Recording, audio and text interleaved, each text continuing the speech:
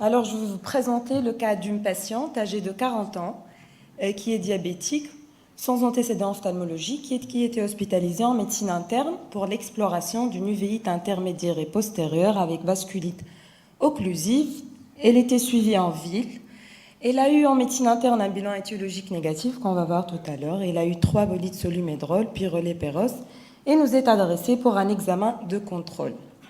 Alors au niveau de l'œil droit, on avait une acuité visuelle à 8 dixièmes, un segment antérieur calme, une hyalite à une croix, et sur le fond d'œil, donc on voit des bords flous de la papille avec un néovaisseau papillaire, des exsudats, un engainement à prédominance artérielle d'allure mou, avec quelques petites hémorragies enflammées au niveau du pôle postérieur.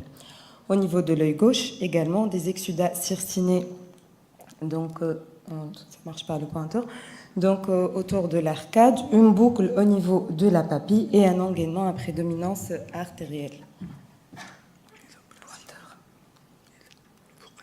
D'accord.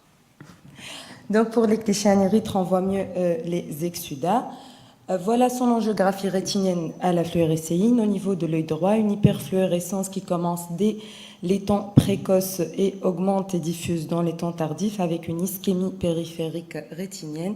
Au niveau de l'œil gauche, 2 hyperfluorescences, donc une, oui, ça passe pas, au niveau de la papille et une sur une arcade artérielle avec une diffusion minime dans les temps tardifs et une ischémie périphérique associée.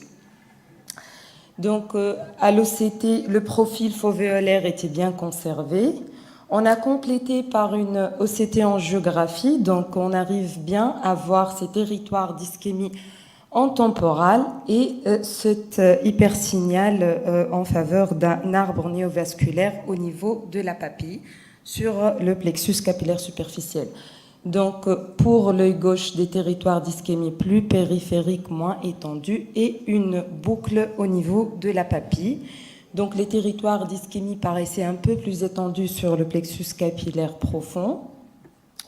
Alors, à ce stade, c'est une vasculite occlusive bilatérale chez une femme sans antécédent, apparemment, de 40 ans, donc qui nous a posé deux problèmes, un problème de diagnostic étiologique et un problème thérapeutique.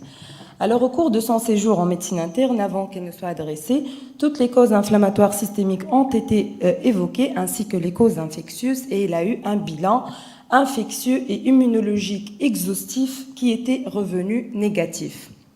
Alors nous, on a pensé aux causes oculaires. Donc le tableau n'était pas en faveur d'une maladie de Hills ou de Coates, on a plutôt évoqué l'Irvan syndrome, l'idiopathic retinal vasculitis, aneurysms and neuroretinitis. Alors, qu'est-ce que le syndrome d'Irvan? C'est une vasculite rétinienne bilatérale associée à des anévrismes multiples et une neurorétinite. C'est une entité qui est rare, habituellement bilatérale et atteint la femme jeune de 30-40 ans. On n'a pas souvent d'association systémique, mais quelques cas associés surtout à un syndrome d'antiphospholipide ou à une vascularite AP-en-K ont été rapportés. Chez nous, donc, ces deux bilans étaient revenus négatifs sur le bilan immunologique. Donc, cliniquement, elle se manifeste habituellement par de multiples dilatations anévrismales qui ressemblent à un nœud noué des artères rétiniennes, donc comme on le voit au niveau du macroanévrisme papillaire de l'œil gauche de notre patiente, et associé à une rétinopathie exudative et des bords papillaires flous. Alors l'angiographie, 4 renseignements essentiels. D'abord, elle va bien visualiser les macroanévrismes multiples, c'est des hyperfluorescences qui vont apparaître dès les temps précoces et diffusées de façon minime au temps tardif. L'hyperfluorescence papillaire peut être due à 3 éléments. Donc d'abord, le néovaisseau papillaire qui apparaît dès les temps précoces et va beaucoup diffuser au temps tardif. Les macroanévrismes papillaires avec une diffusion beaucoup moins importante au temps tardif, ou bien la neurorétinite. On peut également voir les territoires de non-perfusion capillaire périphérique et diagnostiquer des complications néovasculaires.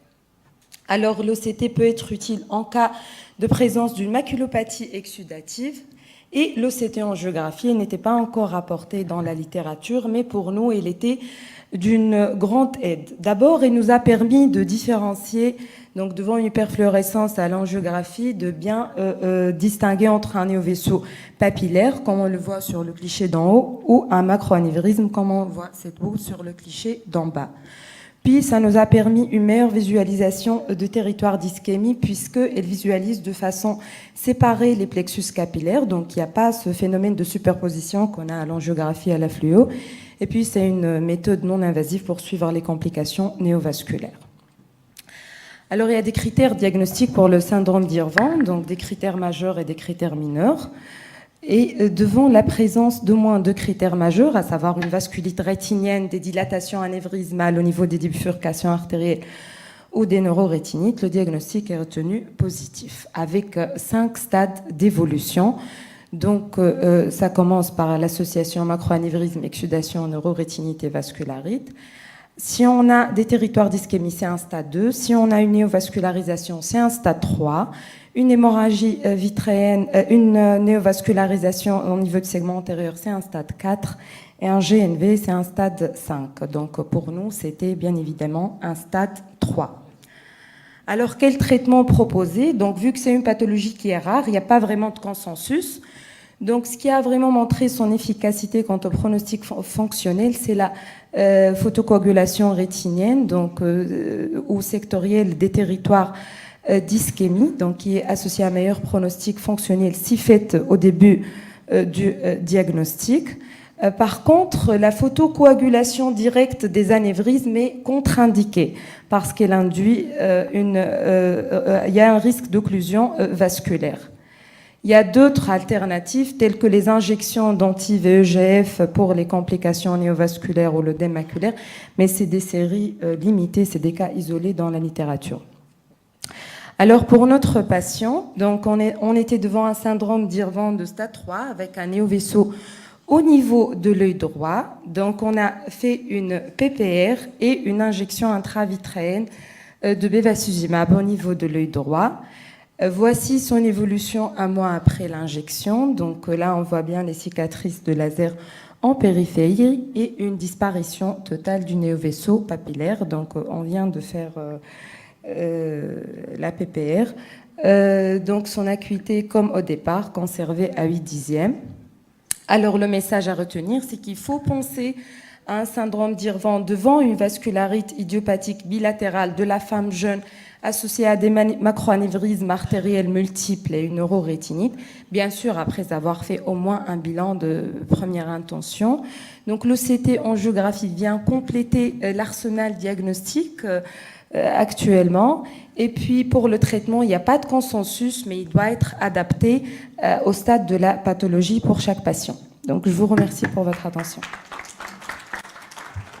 Merci Mariam.